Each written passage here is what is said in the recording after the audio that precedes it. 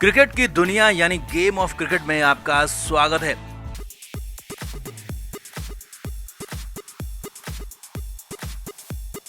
Team India का England दौरा खत्म हो चुका है और अब अगला कार्यक्रम है एशिया कप और उसके बाद भारत वेस्ट इंडीज के बीच टेस्ट सीरीज खेली जाएगी, यानी कि लिमिटेड ओवर्स और लंबे फॉर्मेट दोनों ही तरह के मुकाबले होने। और अब बड़ी खबर यह है कि हेड कोच गौतम गंभीर के दो बड़े दुश्मनों की भारतीय टीम में वापसी एंट्री होने जा रही है और एक कंफर्म हो गया है। बीसीसीआई की तरफ से गौतम गंभीर को बड़ा झटका लगा है क्योंकि गंभीर ने लाख कोशिश कर ली इन खिलाड़ियों को बाहर रखने की, लेकिन अब खिलवाड़ नहीं होगा, खिलाड़ियों से खेल से खिलवाड़ नहीं होगा, ये साफ साफ कह दिया है बीसीसीआई ने। तो दिखाते हैं, आपको बताते हैं आखिर क्यों गौतम गंभीर के दुश्मनों की वापसी तय हो रही है, बीसीसीआई ने क्यों गौतम गंभीर को फरमान जारी कर दिया, सब कुछ बताएंगे। आप भी वीडियो को शेयर करें, कमेंट करके अपनी राय जरूर दें।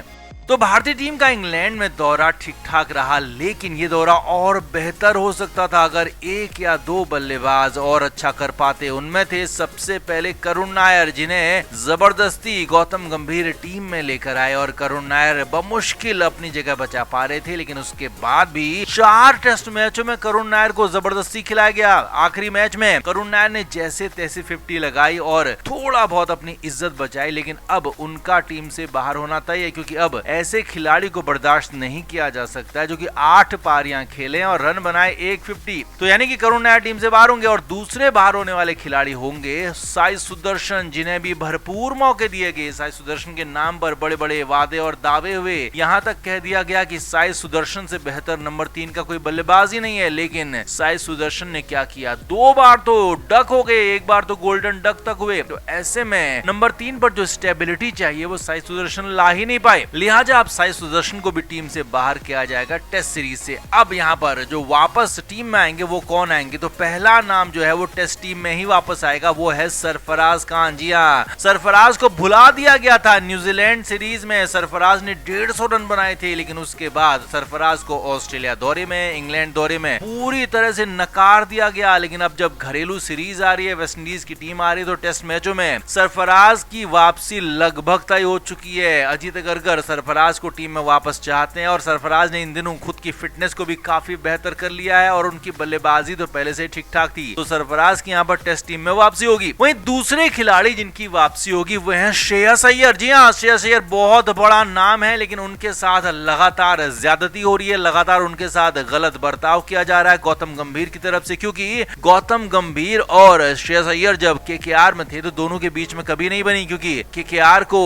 आईपीएल का खिताब जिताया श्रेयस अय्यर ने, लेकिन सारा का सारा क्रेडिट, सारा का सारा लाइमलाइट ले उड़े गौतम गंभीर। खुद के मीडिया मैनेजमेंट से, खुद के पीआर से गंभीर ने खुद को सबसे बड़ा विजेता घोषित कर दिया और आईपीएल की जीत का सेहरा खुद के सिर बांध लिया, जबकि इसके असली हकदार थे श्रेयस अय्यर, जिन्होंने पिछले साल भी केकेआर के बाद पंजाब किंग्स को भी फाइनल में पहुंचाया था। तो ऐसे में अब श्रेयस अय्यर की वापसी हो रही है, वो भी तीनों फॉर्मेट में। जी हाँ, एशिया कप के लिए जो T20 टीम का चयन होने वाला है उसमें श्रेयस अय्यर की वापसी बिल्कुल कंफर्म हो चुकी है। मिडिल ऑर्डर में श्रेयस अय्यर जैसा एक भरोसेमंद और सीनियर बल्लेबाज चाहिए, ये चयनकर्ता साफ साफ कह चुके हैं और इसीलिए बीसीसीआई की तरफ से गंभीर को भी साफ कह दिया गया कि अब श्रेयस अय्यर की वापसी के रास्ते में आप ना आए तो ज्यादा बेहतर होगा। और यही नहीं है, श्रेयस अय्यर की टेस्ट टीम में भी वापसी होने जा रही है। वेस्ट इंडीज के खिलाफ जो टेस्ट सीरीज होगी उसमें श्रेयस अय्यर मिडिल ऑर्डर में खेलते हुए नजर आएंगे, क्योंकि वैसे भी अय्यर स्पिनर्स को काफी अच्छा खेलते हैं और घरेलू मैदान पर जब वेस्ट इंडीज और साउथ अफ्रीका के साथ सीरीज होगी तो अय्यर इसमें बड़ा रोल निभा सकते हैं और फ्लॉप करुण नायर की जगह पर नंबर 5 या फिर नंबर 6 पर बेहतरीन बल्लेबाज साबित हो सकते हैं श्रेयस अय्यर। तो कुल मिलाकर गौतम गंभीर ने इन दोनों खिलाड़ियों के साथ लंबे समय से ज्यादती की थी। इन दोनों खिलाड़ियों को जबरदस्ती टीम से बाहर रखा था, अच्छे प्रदर्शन के बाद भी इन्हें बाहर नकार दिया गया था, लेकिन अब इनकी वापसी हो रही है और बीसीसीआई ने साफ कर दिया कि गौतम गंभीर की किसी भी बात को सुना नहीं जाएगा टीम सिलेक्शन को लेकर। तो आपका इस पर क्या कहना है, इन दोनों की वापसी पर क्या कहेंगे, कमेंट करके जरूर बताएं, वीडियो को शेयर भी करें। तो टीम इंडिया इंग्लैंड में जीती 2 टेस्ट मैच और वो 2 टेस्ट मैच जीती जिसमें जसप्रीत बुमराह नहीं खेले। जी हाँ, दूसरा टेस्ट मैच और 5वां टेस्ट मैच जस्सी नहीं खेले, तो बुमराह की गैर मौजूदगी में भारत जीता, जबकि जिस टेस्ट मैच में बुमराह खेले वो टेस्ट मैच भारतीय टीम हार गई या फिर ड्रॉ रहा। अब ऐसे में बुमराह को लेकर ही सबसे बड़े सवाल खड़े हो रहे हैं। बुमराह के खेल पर, बुमराह के प्रदर्शन पर सवाल नहीं है, बल्कि बुमराह के फिटनेस पर सवाल है, बुमराह के सिलेक्शन पर सवाल है। असल में भारतीय टीम में कुछ खिलाड़ियों ने खुद को कम अवेलेबल बताया था। ऐसा ही बुमराह ने भी किया था। असल में इंग्लैंड दौरे से पहले ही बुमराह ने कह दिया था कि वो इंग्लैंड दौरे पर सिर्फ और सिर्फ 3 टेस्ट मैच खेलेंगे और अपने वर्कलोड को ध्यान में रखते हुए 2 टेस्ट मैच नहीं खेलेंगे। अब वहां पर तो बुमराह की बात मान ली गई, लेकिन अब इंग्लैंड में बिना बुमराह के 2 टेस्ट मैच जीतने वाले, सीरीज को ड्रॉ कराने वाले गौतम गंभीर जो कि कोच हैं भारतीय टीम के, वो 7वें आसमान पर पहुंच गए, आग उगलने लगे हैं और सीधा सीधा नया नियम लागू कर दिया कि अब कोई भी खिलाड़ी अपने हिसाब से तय नहीं कर पाएगा कि वो कितने मैच खेलेगा और कितनी सीरीज खेलेगा। ये काम तय करना बीसीसीआई का है, कोच का है और चयनकर्ताओं का है। जी हाँ, और इस गौतम गंभीर के इस फैसले के साथ अजीत अग्रकर भी जुड़ गए हैं। बड़ी खबर बीसीसीआई सूत्रों के हवाले से आ रही है कि जसप्रीत बुमराह को लेकर खास तौर पर नियम बनाया जा रहा है कि अब बुमराह ये खुद तय नहीं कर पाएंगे कि वो कब खेलेंगे कब नहीं खेलेंगे। बुमराह को अब बीसीसीआई और टीम इंडिया का मैनेजमेंट बताएगा कि आपको कब खेलना है, कितना खेलना है, और अगर आप नहीं खेलना चाहते हो तो आप पूरी की पूरी सीरीज से अलग हो जाइए। जी हाँ, ये कड़ा फैसला यहाँ पर गौतम गंभीर लेने जा रहे हैं। हालांकि सवाल ये भी खड़े हो रहे हैं कि अगर बुमराह 2 या 3 टेस्ट मैच या कहेंगे किसी भी सीरीज में 2 या 3 मैच खेलते हैं, उससे अगर भारतीय टीम को फायदा होता है तो इसका नुकसान क्या है। लेकिन गौतम गंभीर का मानना है कि एक टीम में 2 नियम नहीं हो सकते। जिस टीम में मोहम्मद सिराज लगातार 5 मुकाबले खेल रहे हैं, लगातार बॉलिंग कर रहे हैं, 190 ओवर से ज्यादा गेंदबाजी उन्होंने की है, तो वो यहाँ पर खेल रहे हैं, लगातार खेल रहे हैं, उनको दिक्कत नहीं है। लेकिन जसप्रीत बुमराह को दिक्कत है, ये साफ साफ गौतम गंभीर ने कहा है। लेकिन सवाल ये भी है कि गौतम गंभीर को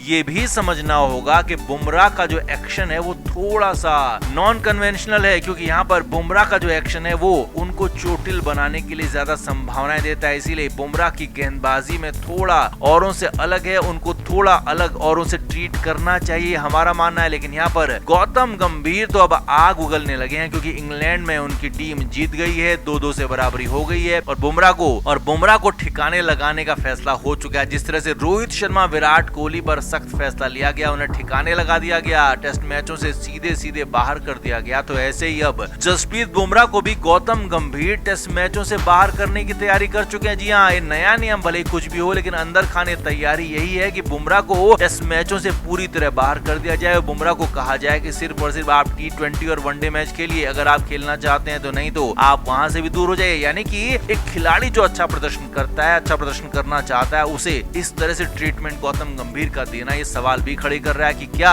अकेले गौतम गंभीर पूरे भारतीय क्रिकेट को चलाना चाहते हैं, और अगर हाँ तो ये फैसला बीसीसीआई को करना होगा, ना कि खुद गौतम गंभीर को। तो आप क्या मानते हैं? जिस तरह से रोहित और विराट पर सख्ती हुई, रोहित और विराट को बाहर कर दिया गया टेस्ट मैचों से बिना किसी प्रायर अल्टीमेटम के, बिना किसी प्रायर नोटिस के, तो ऐसे में बुमराह के साथ क्या गलत हो रहा है या फिर बिल्कुल सही कर रहे हैं गौतम गंभीर? आप क्या मानते हैं? कमेंट जरूर करें, वीडियो को शेयर भी करें।